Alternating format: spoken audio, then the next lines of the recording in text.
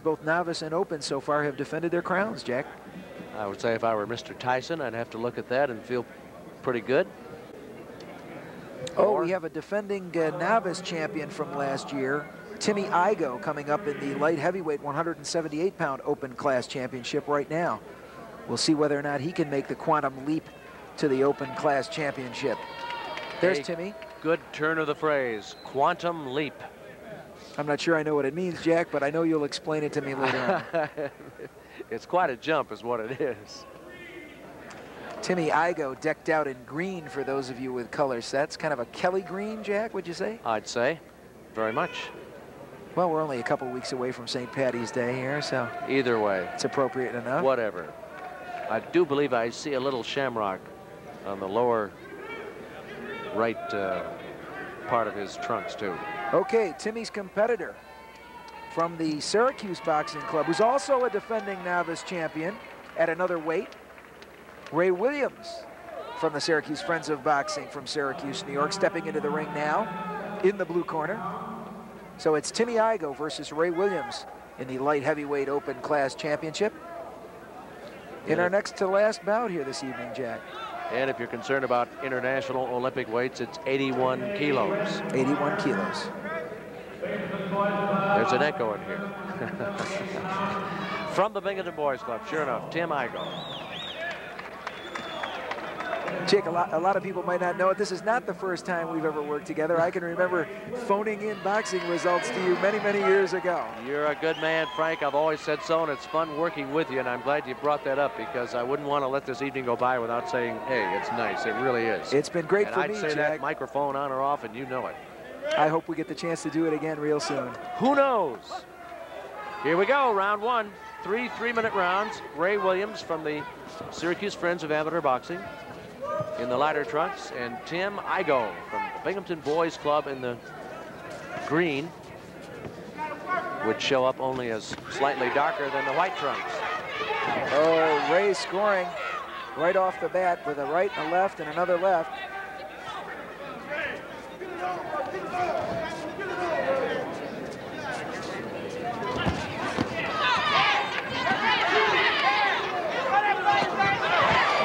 Left right there by Ray Williams. Caught Mr. Igoe right on the button. Well, both are defending novice class champions, as we said, Jack, and nobody's going to intimidate anybody, but it's just a question of who the stronger puncher is at this weight.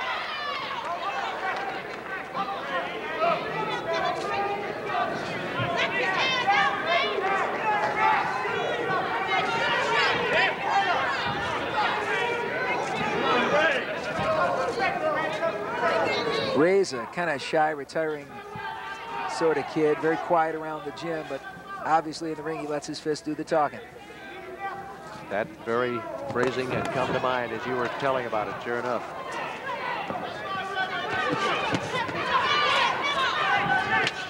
Oh, there's a nice left hand. Igoe working the left jab.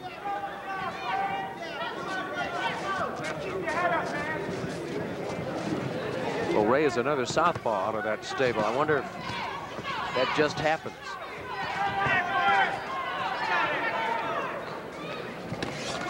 Yes, it does, Jack. I don't think it's, although there are some boxers who work effectively with either hand and change their stances, for the most part, I think it's kind of an innate thing. Whatever feels natural, I suppose. He bats left, as they say. Go, Ray.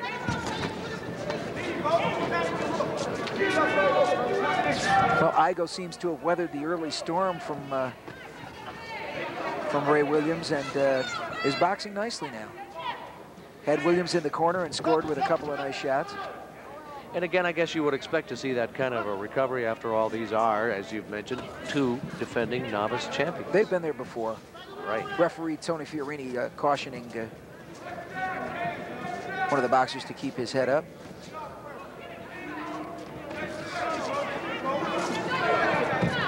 You know, Frank, you were talking earlier. These are not dead-end kids, hoodlums or something. I mean, they're smart kids, and they've got futures, good futures, and they're working. They have goals.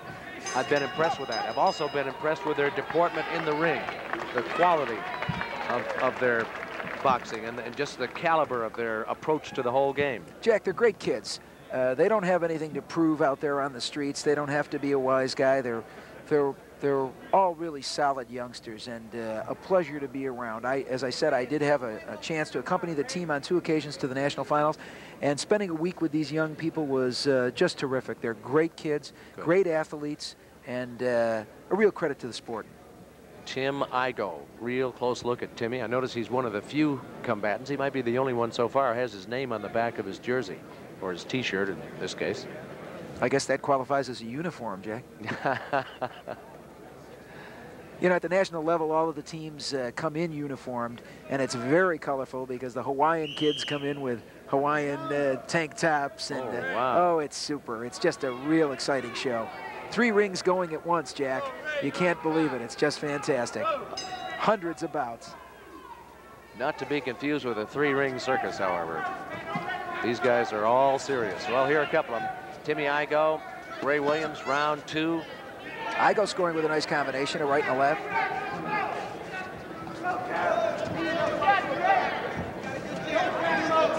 £178 category, or light heavyweight. Ray Williams with his back to us, right above us in that neutral corner. Now away. Here comes Igoe with another combination. Well, a little showboating there on the part of Williams, shaking his head, no, I'm not hurt. Comes back with a nice right, and a left, and a right. Oh, there's a nice left, straight left. Again, right on the button. There's another left. Oh, Williams getting a little wild, lunging now, pushing his opponent into the corner. Okay, Fiorini cautioning him for using the shoulder. And he really didn't need to do it.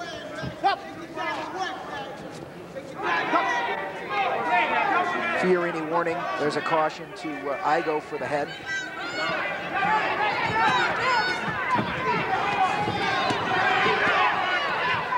Jack, this is a heck of a scrap. This is an excellent bout. You know, all of the bouts tonight and last night were very evenly matched. We've seen some very even competition. Great bouts. Believe it. The phrase "too close to call" comes to mind with a couple of them. Many of them. This has been a super tournament throughout.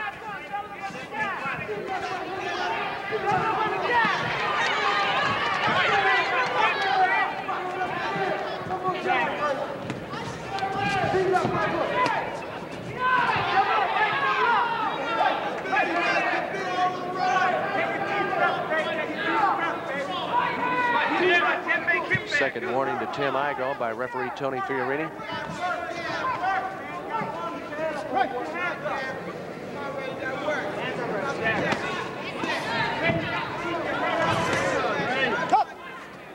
This is a very even bout, Jack. Going to be very tough to call this one. Both boxers have assumed control at one point or another throughout the course of the bout. It's been seesawing back and forth. First Williams, then Igoe, then Williams.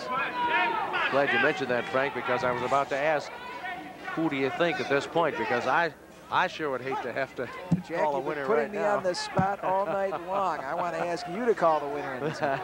Well, you've been 100%, I believe. You do it with mirrors, Jack. Well, these two guys are doing it with their 10-ounce gloves, and they're doing it to each other in fine style. Good bout. Again, 178 pounds. Ray Williams in the corner. Tim Igoe. Jack, round 2. Up until this point, as you said, it's been too close to call. I think it's a very even contest. I think the last round will determine the winner. It's just a question of who's got the stamina left, who's in better condition. Igoe doesn't even seem to be breathing hard. Ray seems to be a little tired in his corner. There's a look at Timmy Igoe. Yep. He seems to be in great condition. And that is something I guess I would look for. In other words, who's sucking more wind at this point, as they say. And I have to say at this time, it is Ray Williams. Well, you can see an obviously fatigued Ray Williams sitting there spread-eagled in his corner, looking a little the worse for wear. Conditioning may tell the story in this third and final round. He doesn't seem to be able to respond. Oh, he's coming back a little bit now. Tommy and Phil Monty working on him in the corner. Ray's been boxing a good fight up until this point. Looks to be a little bit out of gas. Just a matter of who's got something left at this point, Jack. Well, again, if we want to use the baseball analogy again, you kind of reach back and see if it's there at this point. When you've used up all that you thought you had, then you reach back to see if you might have a little bit more left. And the good ones do have. That's right. That's what separates the great ones from the near great ones. Oh, there's Tommy Coulter over at ringside. It's kind of off camera, hugging the only national champion Syracuse ever had, Eddie Bang Bang Buford. 139-pound national champion. And you know, Eddie doesn't look like he weighs much more than that right now. This is round 3, Ray Williams and Tim Igoe. Igoe coming out strong in this third and final round. Yep, Ray Williams coming back. Ray's got a bit of a bloody nose. Seems to be bothered a bit by it. Ray scored with a combination there, scored with another combination. He's pressuring his opponent, trying not to give him an opportunity to get off.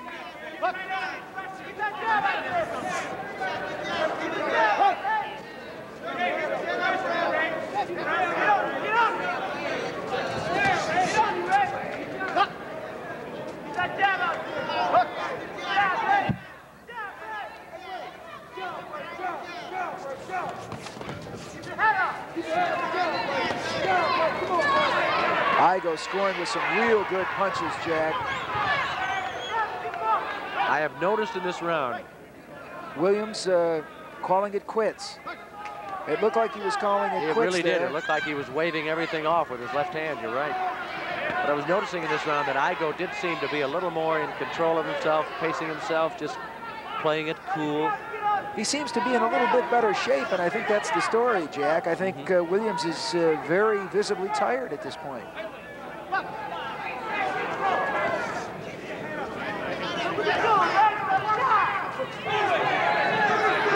Williams with his hands down at his side now. Well, both boxers now are definitely showing fatigue. Signs of wear and tear. Yes, indeed. There's a good left.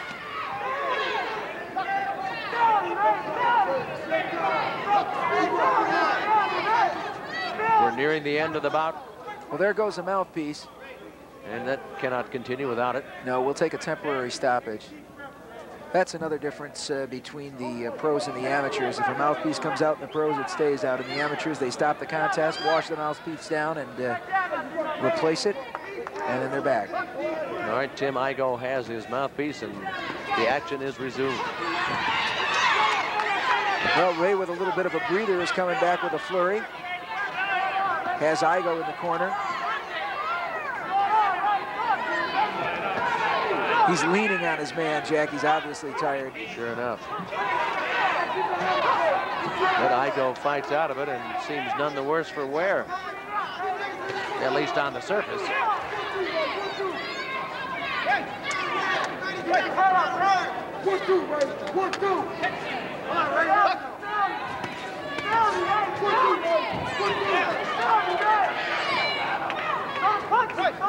Frank Malfitano, this is one of those bouts where when these two guys are through, they will both know they have been doing something. They're wearing each other out. I think they'll sleep well this evening, Jack. Some nice counter punching. What a great fight, Jack. That is the bout, and you got a lot of the fans here at the War Memorial Standing on their ovation. feet for this one, and they should be. That's one you almost hate to see stopped. You'd like maybe to see a little bit more, but at the rate they were going, they couldn't give you too much more, nor should they. Good bout. Tim Igoe right there from Binghamton Boys Club, and Ray Williams from the Syracuse Friends of Amateur Boxing. At 178, or the light heavyweight category.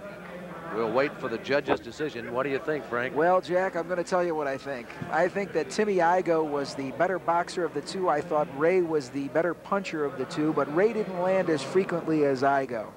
If I were scoring the fight, I probably would have given the decision to Igoe, although Ray Williams is a local favorite, is a defending champion.